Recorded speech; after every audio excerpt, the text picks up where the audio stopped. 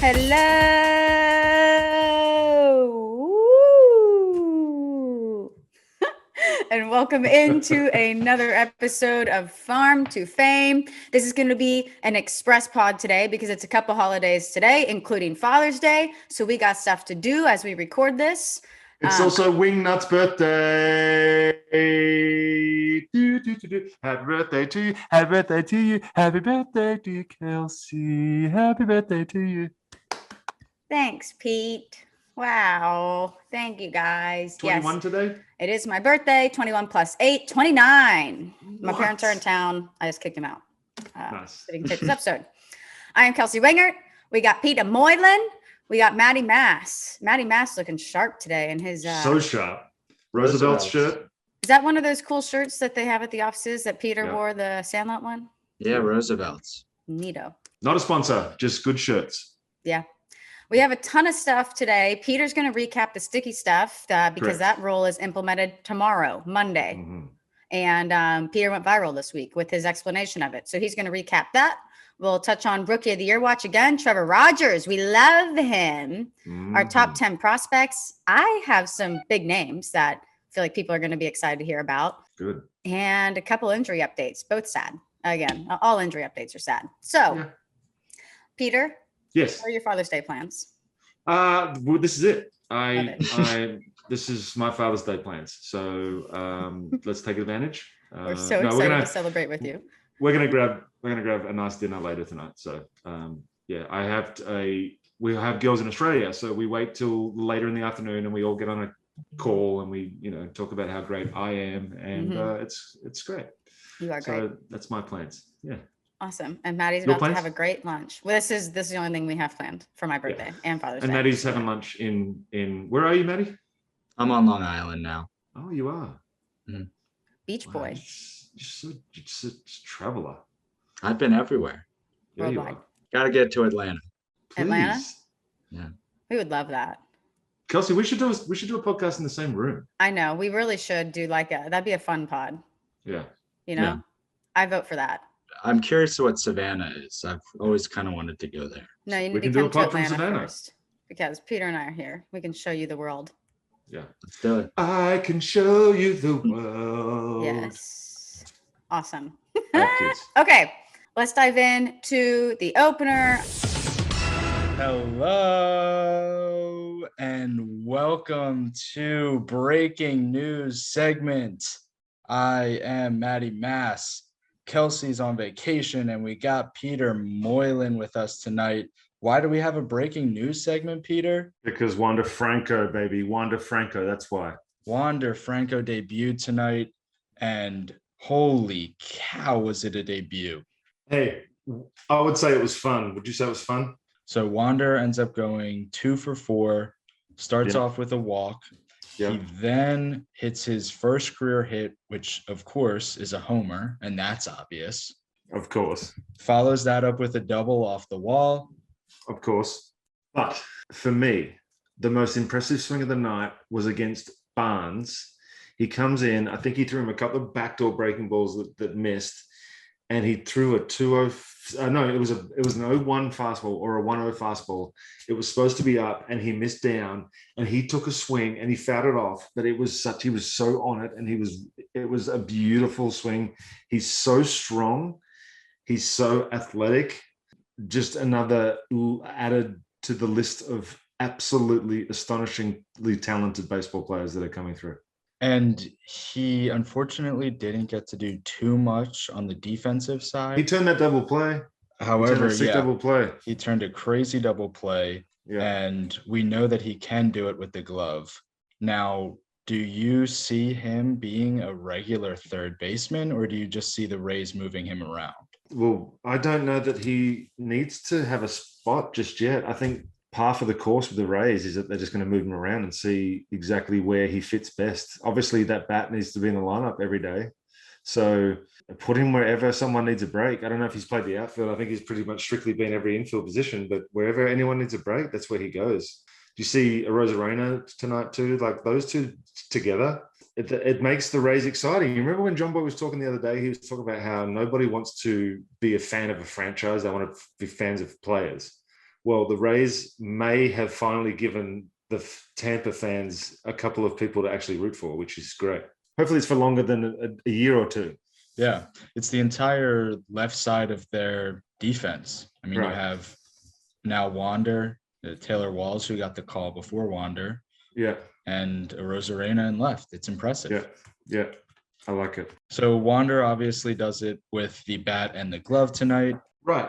Can you think of a more exciting, like everybody was on this? Maybe it's because I'm paying more attention these days than I would have in the past. But I remember Strasbourg. I was lucky enough to witness Hayward's, but this must have been pretty cool. And fans showed up. Like looked like there was. I mean, for Tampa, it looked like there was a lot of people there. Normally, there's like it's come dressed as your favorite seat night every night there, or Harry Potter invisible cloak night every night. So the last thing we really want to touch on here with Wander, Yeah. we know that the AL Rookie of the Year race is wide open. Mm. Wander comes up, small sample size, sure, but he looks like Wow. a pro's pro. Mm-hmm. How easily can he insert himself into being a true contender for Rookie of the Year? What a great question. I honestly think because of the fact that it's kind of like how some divisions are, right? Everybody's kind of just treading water. That's how the AL Rookie of the Year watch has become. If he has a good rest of the year, there's no reason why he couldn't overtake whatever Mercedes has done in the first month. Like if he continues to sort of stumble a little bit, there is no question that he could potentially win Rookie of the Year. Good. I completely agree.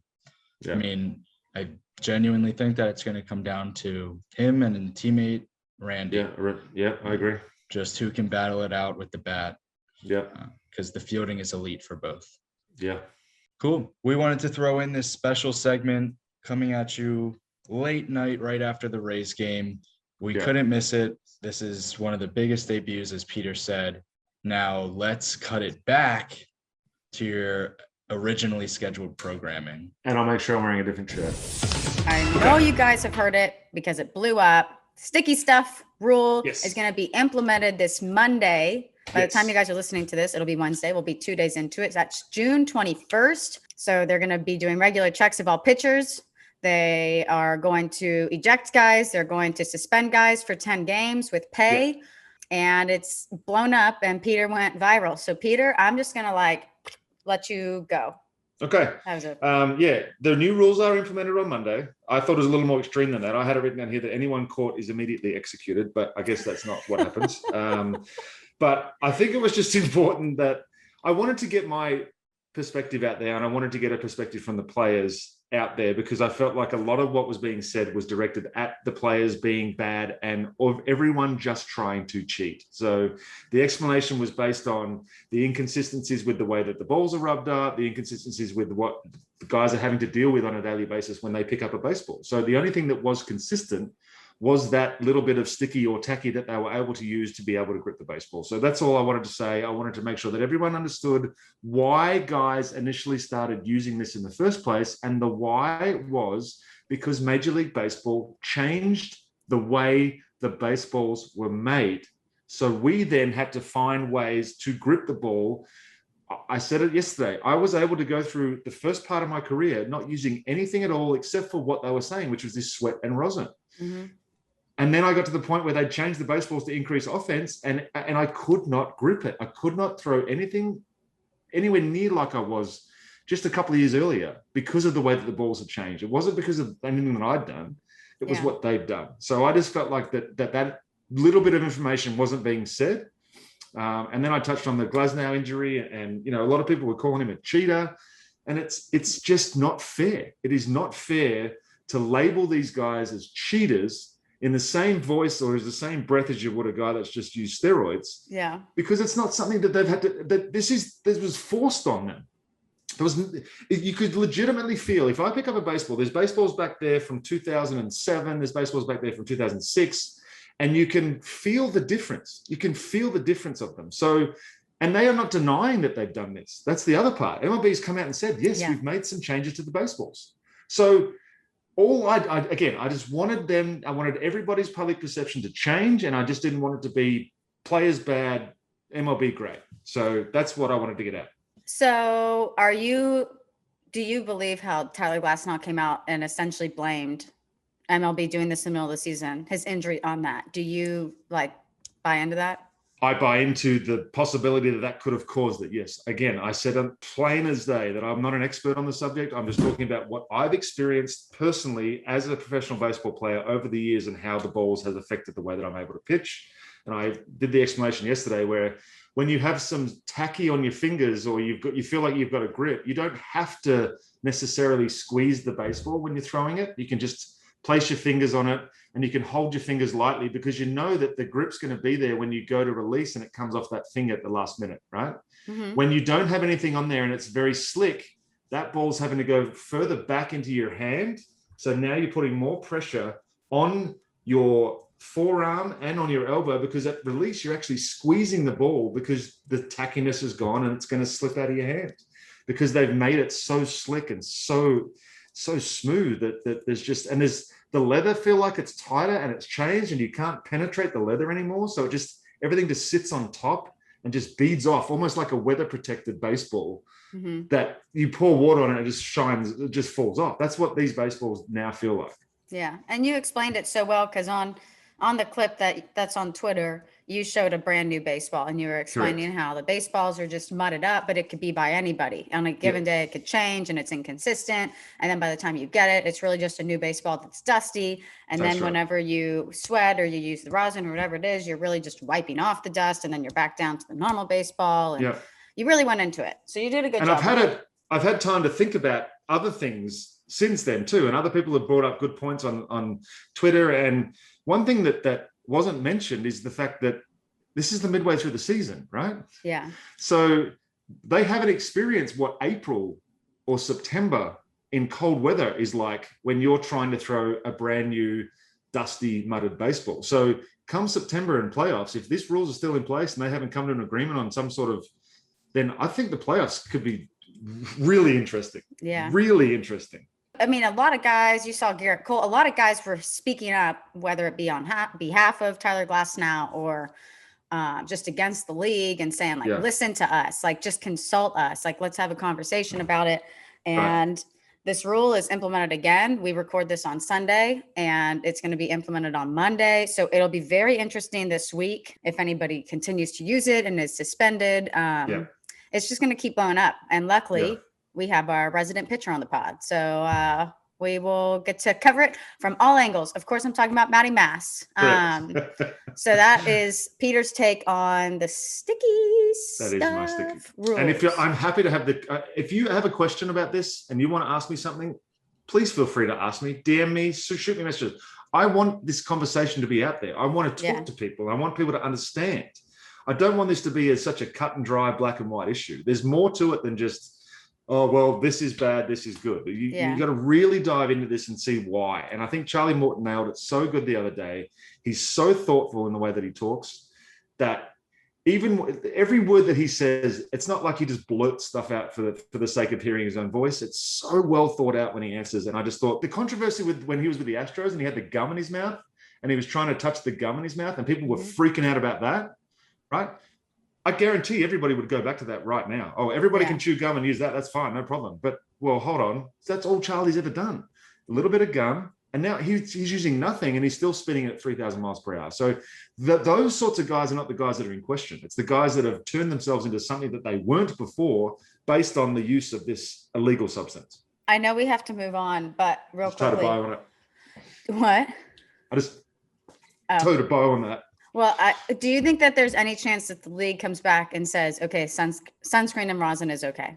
Maybe, but it's really hard to police it. I think the only thing that's going to happen, and it can happen quickly, is in Japan and Korea, they have a little bit of a tackiness that gets either sprayed on there or somewhere throughout the manufacturing process, they put this tackiness on there so that they don't need anything. They know that the grip's going to be there. They can just grab every baseball and it, you know, there's no, I don't know if they rub up. I don't know how it exactly works, but I know that the balls are different. Darvish brought a ball in and started showing his teammates and the Reds what an NPB ball looks like. And everybody was like, this is great. This is great. Okay. So the conversation has started. And I just hope that I was able to move that conversation along just a little bit.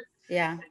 I like that, and that's all I want, because it's just unfair midway through the season to just dump this on the players and go, well, good luck. Yeah. I use the analogy, I said, it's almost like, and this is way out of left field, but it's almost like you are forcing an F1 driver to get into a motor vehicle. You've got no idea how they've set it up. The tires are about to run out. You've got no grip, and you have to go around a wet track making turns as fast as you can. But you just got to figure it out when you're out there. Like, if you knew what the baseball was going to be like the minute you got on the mound, there'll be nothing questioned. You wouldn't have any need for anything. But every single time you grab that baseball, it's different on every given stadium. Depending on, one starting pitcher could say, I like my balls rubbed up really dark.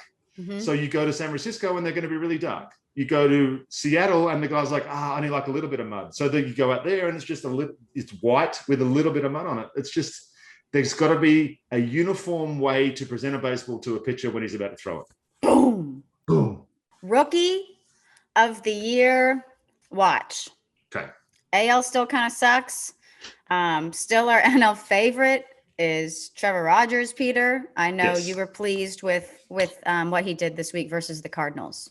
He just keeps doing what he has done all year. And I feel like you can copy and paste what I've said last week and the week before and the week before and the week before. The only thing that changes is he might get 2 starts in a week. Yeah. But I'm effectively saying the same thing over and over again. 6 innings, 3 hits, 1 run, 6 Ks. He's now 7-3 on the year with a 1.87 with 95 punch-outs in 81 and 2/3 innings. Okay. With a 2.7 WAR. He's so far in front of everyone else as far as this, it's not even close. Jazz is trying to catch up because Jazz is Jazz.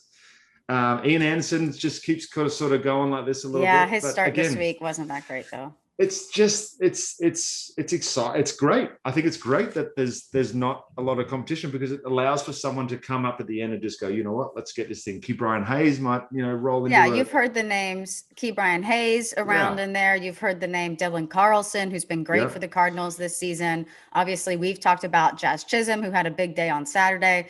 But when you go to Trevor Rogers, Peter, like you said, he has a 1.87 ERA. He hasn't given up more than 3 earned runs in 1 start all season. And that only happened 1 time. And I don't know if you saw this on Twitter, but our last podcast, we were saying he had a 2.02 ERA. Well, there was a scoring change on June 10th, and one of his runs is now unearned. So now he hasn't had an ERA above 2 since April 15th. I saw that, and that confused me when I was looking it up too. I was looking up his numbers. I was like, were we wrong last week? I just told him that he had a 2.02 ERA last week, and he hasn't seen anywhere where there's a 2 in any of his So that was could you imagine being Don Mattingly and knowing that every 5th day that kid's going to go out there and give you exactly the same performance, almost to a T, on a weekly basis, on an every 5-day basis? That is it's so rare from a young guy these days. What were you going to say, Maddie? Jazz is the teammate of the year because Jazz is the one that gave the error. Now that's been his run is taken. Oh, we love you, Jazz. Thanks, Jazz. Yeah. By the way, Jazz. And Jazz, we love Jazz. I don't know if you guys saw a girl named Christina Di Nicola. She covers the Marlins for MLB. I've talked about her before, but she did the video of all of the Marlins getting the Starbucks, like the rookie trip, and fantastic. Jazz and Trevor were leading the way, and they got donuts and the coffee in their full jerseys. I love that. That's a rite of passage. That is a rite of passage for every rookie that goes to Wrigley. Was it Wrigley? It was Wrigley, right? I think it was, yeah. Yeah. Everyone that goes to Wrigley, they have to walk across from there. And there's actually a good vantage point for a lot of the players. Used to be, I don't know if it's changed, but a lot of the players would sit just outside the clubhouse and look from the second deck as they cross the street and would go into the Starbucks. So just I just love it. Like full uniform. That's so good. So Trevor Rogers is our favorite in the NL. The other guys we've mentioned, Jazz Chisholm, didn't have a great week, but had a great Saturday. He finally got another stolen base. Really hasn't done that since he got back off the IL. I got a theory for that because Acuna's started running a little bit more now too. I think once they get these leg injuries and they don't want to start busting it out until they're fully recovered. So the stolen bases, dead sprint from go to woe. Yeah, you can sort of get around the outfield and not go 110%. Whereas a stolen base, you're going balls to the wall. So I feel like once they're recovering and once they're fully recovered and you see them start to steal some more bases, that's when you know they're feeling good. Good. Well, he did that yesterday. He led off the game with a single, stolen base, scored a run. Key Brian Hayes has had a rough last 7, but he doubled in consecutive games this week. Friday, bases clearing double. That was for the eventual win. Dylan Carlson's a guy you'll hear about. Ian Anderson, Ion Anderson, if you listen to Talking Baseball for the Braves. He had a rough start this week, but he still has a 3.58 ERA. So those are our guys in the NL. Moving over to the AL, Peter, I don't know who you want to hit on, but Randy Arozarena, he's had a great last 7. He's hitting 308 in his last 7, had a 12-game hitting streak. He's been consistent, as Maddie mentioned last week. Casey Mize, you called him, I think, Mr. Consistency last week. He had another good start, 6 2/3, 3 runs. That's great. Like, Quality start. Yeah. And that was his 3rd consecutive quality start. 7 of his Cool. last 8 have been quality starts. He's starting again today. So all of that could change.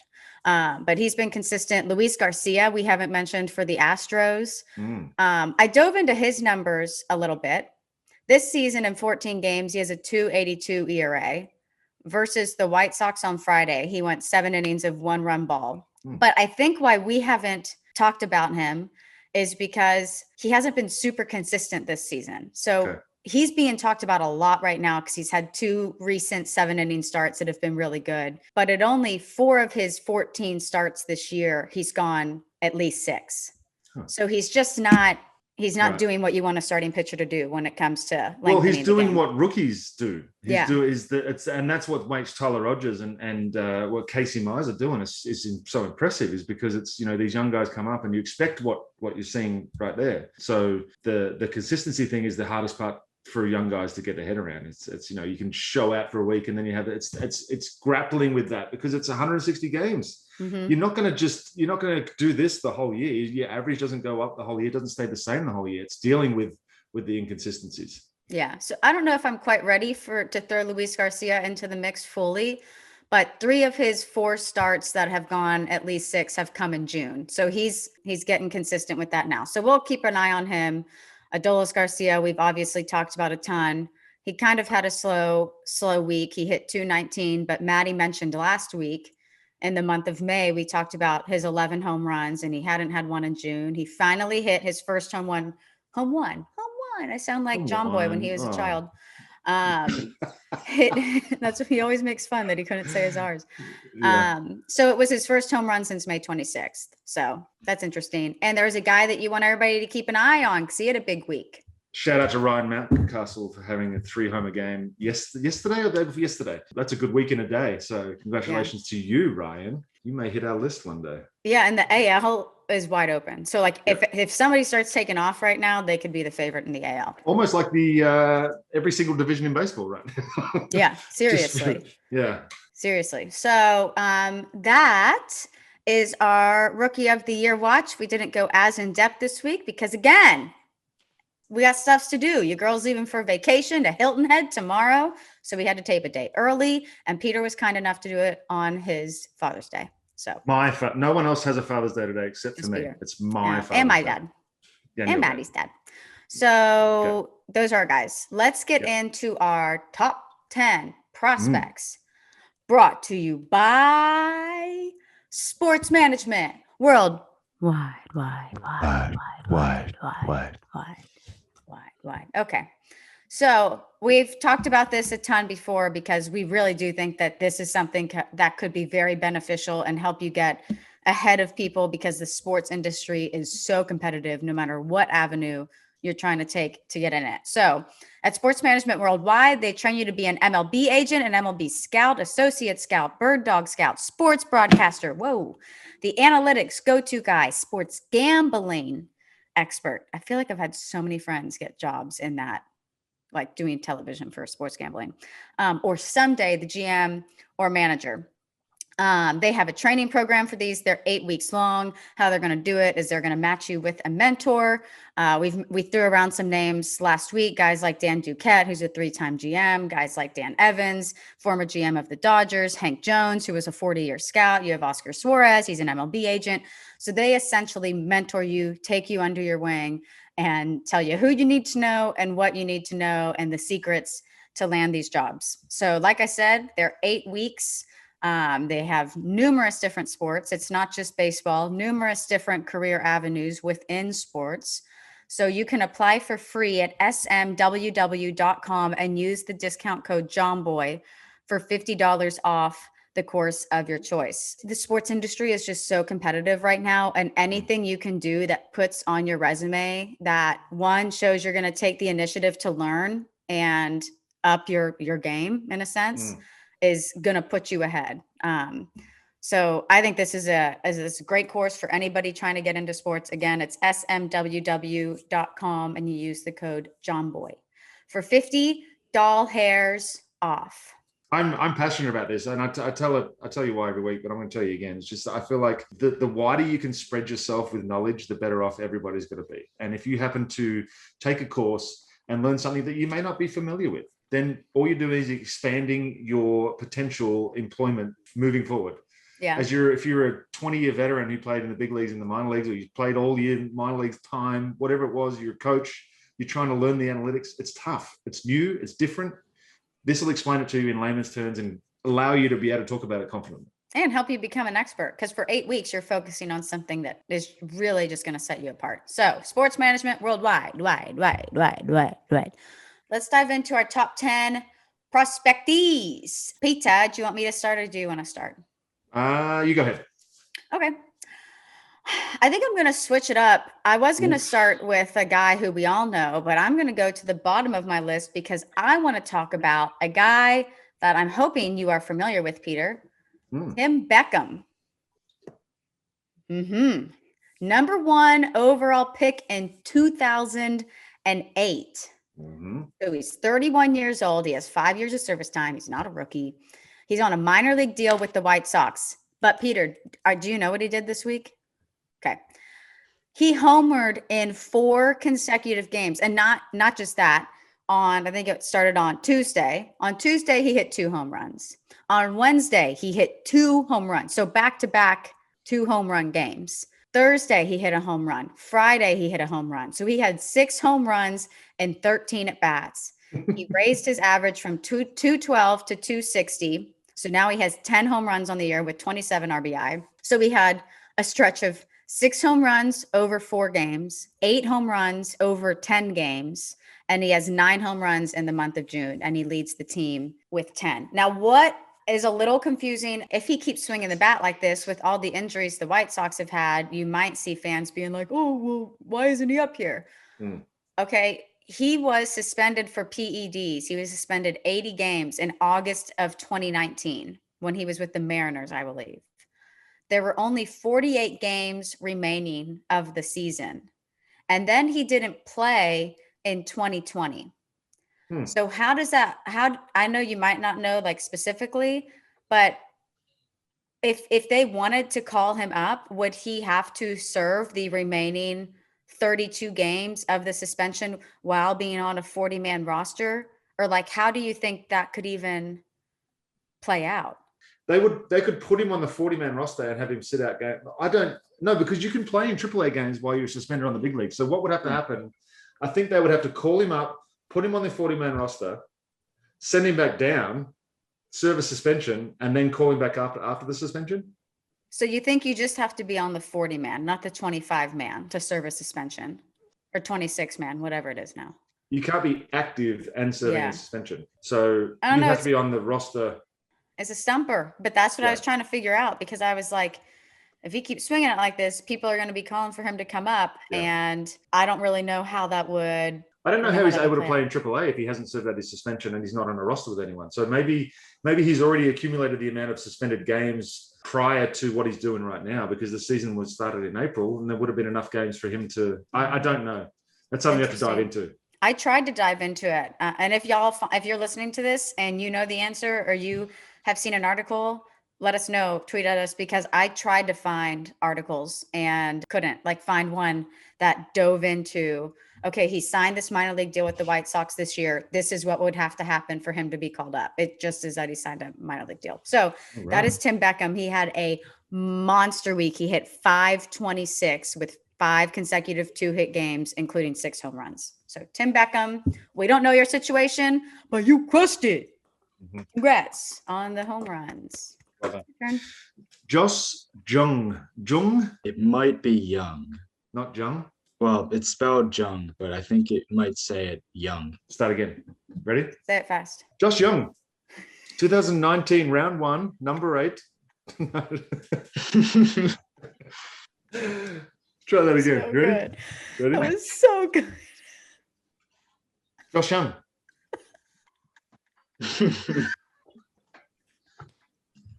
Oh, Please I'm leave sweating. this all in. I'm sweating. Okay. Ready? No, I liked that. You did a good Okay. job both times. Okay. He was 2019 number 8 overall pick out of Texas Tech. Playing for the AA Frisco Rough Riders. There's another name. He's a third Love baseman.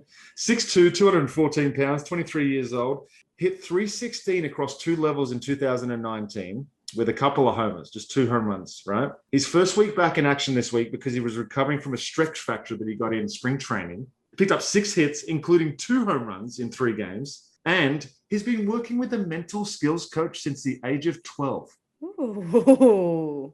Whoa. So he That's a may lot. mentally be just tearing people apart before we even know him. But yeah, congratulations to Josh for bringing it back. Tough start of the year, obviously, but Give me a quick summary of his week again. he's back. He's back. He's had his first week in the minor league system this week, and he ended up picking up 6 hits. Okay. You know, it's my first guy. Just let me Okay. ease We into take this opposite routes. I go in with my heavy hitters, but that's probably good because Right. I do a heavy hitter, then you do a lower hitter. Mm. This next guy, You just called my guy a lower hitter. well, he hasn't proved himself yet this These season. guys are all in the top 10 of Matty Jung. Mass's top Yep. 10. Yeah, Josh has the highest batting average on this list, if we're being honest. So Whoa. Speaking of high batting averages, Jared Kelenic. Kelenic had a really bad stretch. He had an 0 for 45 stretch with 21 Ks across 2 different levels. But this week, so far, he had played 4 games and he had 5 hits. He had 3 home runs in his last 5 games. That's good for so 6 RBI. He had 2 multi-hit games. And now in AAA, he is hitting 305 with 5 home runs and 14 RBI and 14 games. I'm so happy for him. Yeah, because when he was up in the show, I didn't realize his batting average was 096, 0.096. And there was all this hype when he got called up. And that is tough when you have all these eyeballs on you. Everybody's talking about you. So it's good to see him. Obviously, we know he can perform at a lower level because that's where he got the call up to begin with. But it's good to see him get back into things because he did kind of struggle when he first got sent back down. So we will see what happens with Jared Kelenic when he's back up, because it probably will be eventually. The end. Shout out to him. I am really genuinely happy for that, though, because you imagine the pressure of coming up and thinking that this is your big shot, and then 2 months later you get sent back down. You're like, and any channel you turn on TV, ESPN, MLB, I mean, they're talking about you, and they're talking about your debut, and they're talking about these expectations. And I mean, I just think of when Dansby Swanson was called up to the Braves and they have his face plastered on every billboard in the city. And it's everything is Dansby, Dansby, Dansby, Dansby. And it's his hometown, and just how much pressure that puts on you as a young kid that you have to come up and perform. So he just needs to go back down there, relax. The pressure is kind of off for the big debut because he's done it.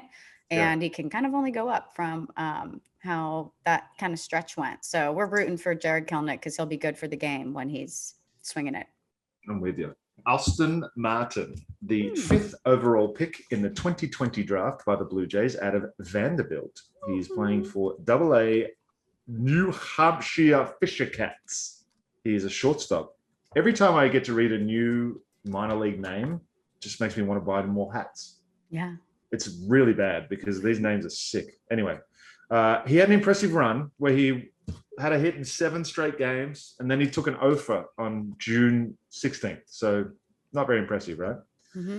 He picked up another hit on the 18th. Okay. But he truly made up for the hitless performance yesterday by going 5 for 6 with 2 doubles and 2 runs, raising his average from 260 to 287 in one game. 5. He had a lot of ABs. Does he lead off? He has to lead off or something, or it was like extra innings. 1 or 2, although he scored 30 runs, one of those two. But that's a lot of ABs. Good for him. Yeah, I mean, you go take an over, you're like, man, my streak's over, and then no, never mind. I'll just pick up 5 of those bad boys in one game. So, Austin, well done. Yeah, you know who else did something similar? Wander Franco. Who's he? The Rays prospect who got called up after our original recording. AAA for the A's, MLB's #1 overall prospect. On the season, he is now hitting .323 with 7 home runs, 35 RBI, and a .977 OPS. He is ready for the call. He's sitting by his telephone. So he had a really good week Tuesday, 3 for 4 with a double and triple. He was a homer shy of the cycle. Wednesday, 2 for 4 with 2 triples and an RBI. Thursday, 2 for 4. At that time, he was riding a 14-game hitting streak. And then he snapped that on Friday. He went 0 for 4. So that ended his hitting streak. But then Saturday, he was like, I'm back. And he went 2 for 5 with 2 runs scored, another triple, another RBI. So for the week, he went 9 for 22. That's good for 409 if you're not a math pod. And he has hits in 19 of his last 21 games. He's slashing 394, 429, 727 in the month of June. At this point, he's probably looking at the mirror thinking, what else do I have to do? Yeah. He is not just knocking down the door, he is ramming Kicking into it. that thing with a military truck. Sledgehammer. That's exactly what I was going to say. Military tank. Yeah, same thing. Military sledgehammer. On May 23rd, his average dipped to 268. And since then, that's when he has hits in 19 of his last 21. So he's just waiting, man. He is just Well waiting. done. So that's Wander Franco. Well done, Wanda. Bobby Witt Jr., another name that everybody heard about a ton going into the season. Is he going to debut this year?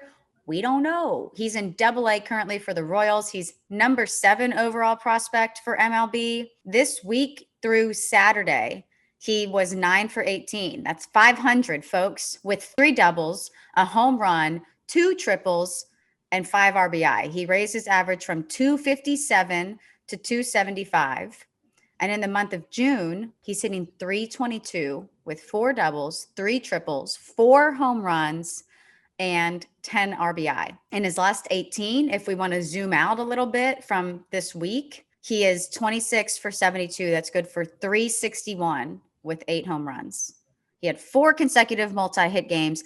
Basically, moral of the story is we knew he was good. We had talked about him a lot before the season.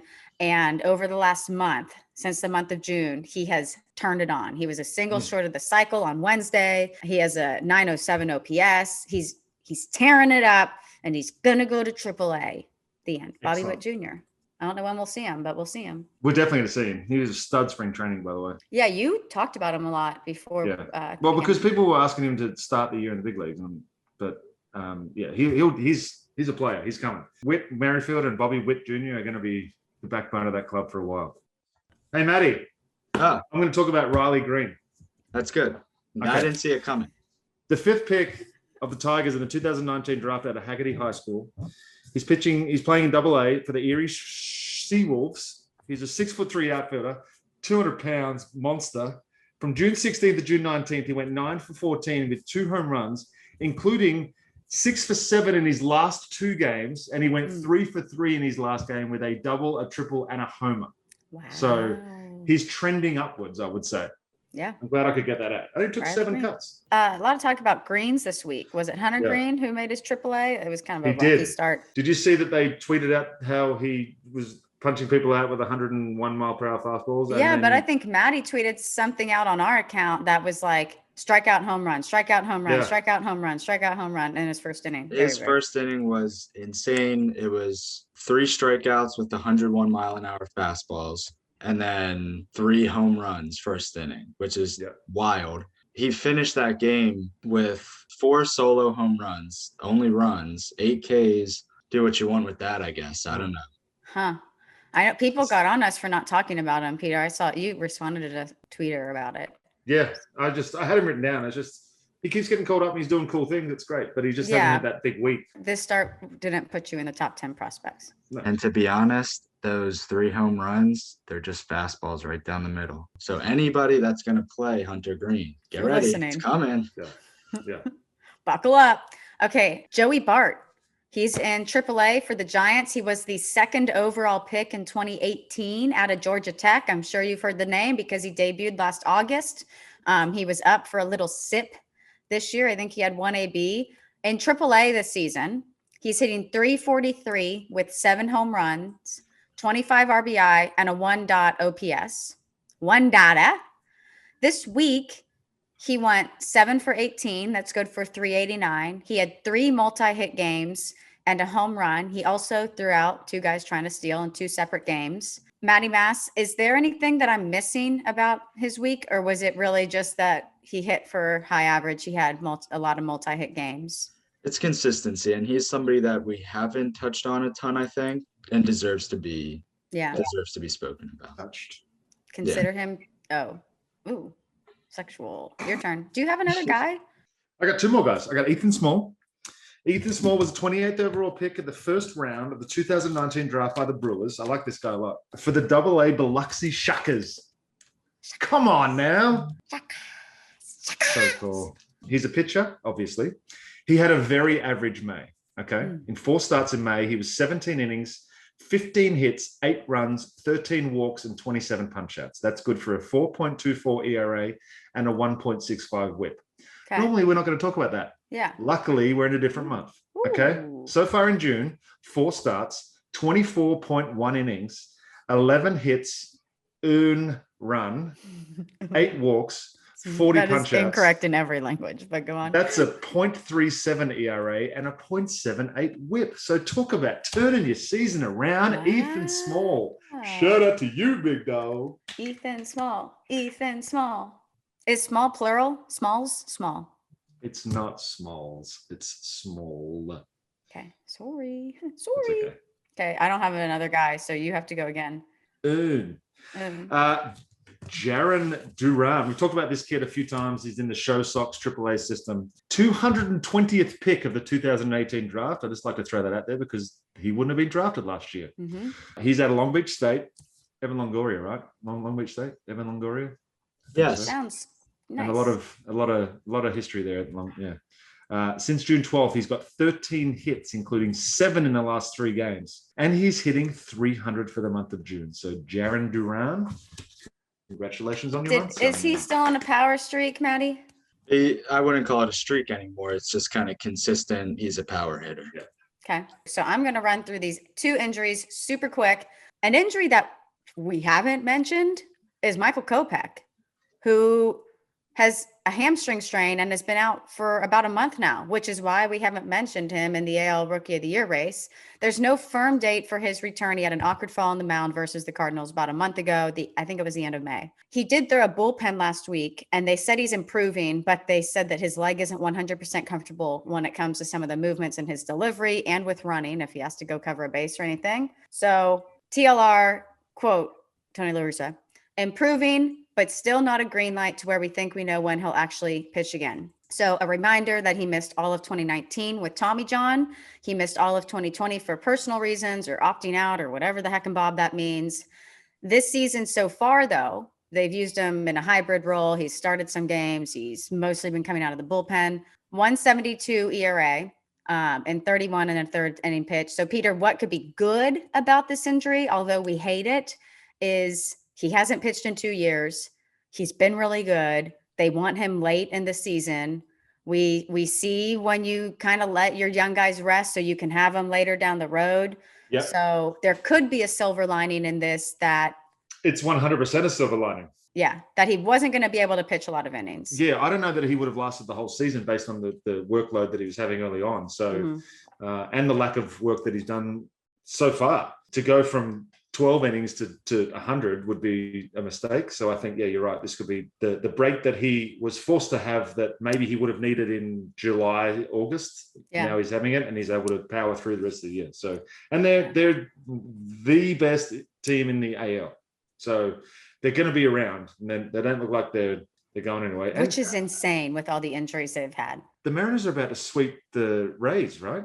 Did I read that right? If they win today, they sweep the Rays? Come on. Stop it.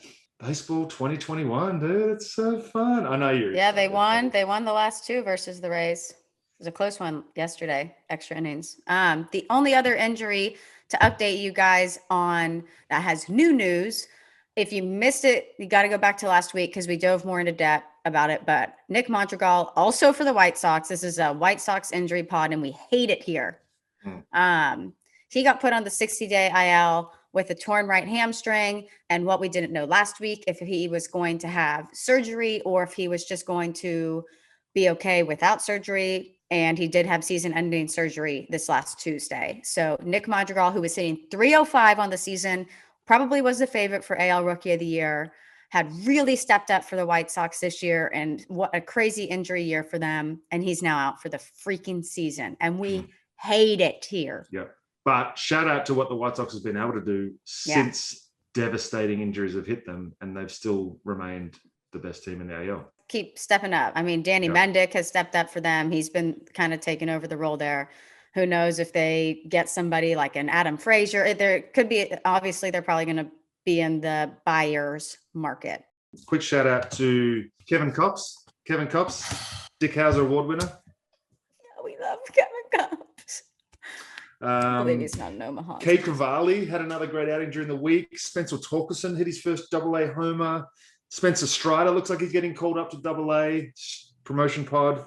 Hunter Greene, we talked about him. Jonathan India and Tyler Stevenson had a little bit of a back-to-back Johnny, and then they ended up blowing in the ninth, but doesn't matter.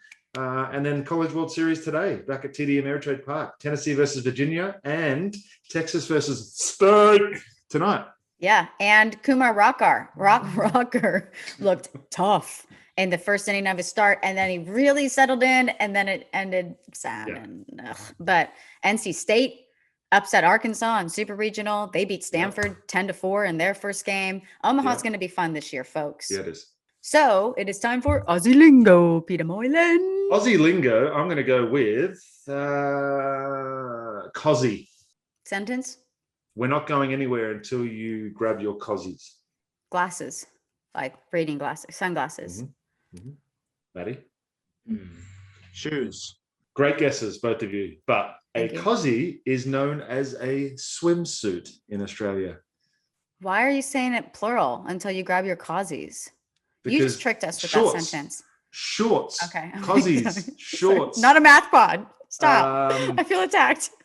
Cozzies, bathing suit, bikinis, cozzies, bikinis. No, I Bikini. don't know.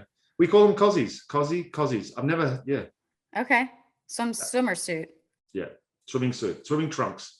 Any kind of fabric material that you put on your bits when you are heading to. Is that what y'all call boobs? Bits? No, I call them tits. What a man you are. Because I'm a man. Cozzies. All right. Well, we know this was an express pod, but we hope that you guys are having a great Father's Day, whether you get to spend it with your dad, whether this is a tough day for you. We love our farmers. We love all of you, and we are there for you emotionally. We have merch on the website that I am rocking. We might be doing a giveaway. I don't know. We're definitely doing a giveaway. Maybe that's coming up. Follow. Maybe you should follow us on social media so you can get a pretty big gift card, and we're going to buy you whatever you want off the website. I don't know.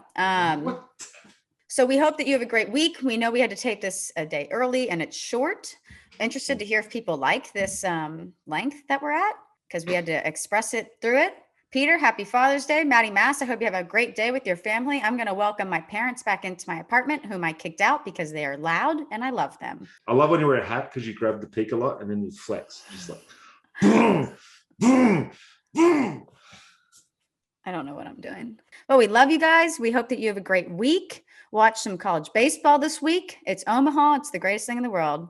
We love y'all. Farm on, farm often. We are farmers. Just kidding. Everybody have a great week. We'll see you next enjoy Father's week. Day, man. Bye. Bye, guys. See ya.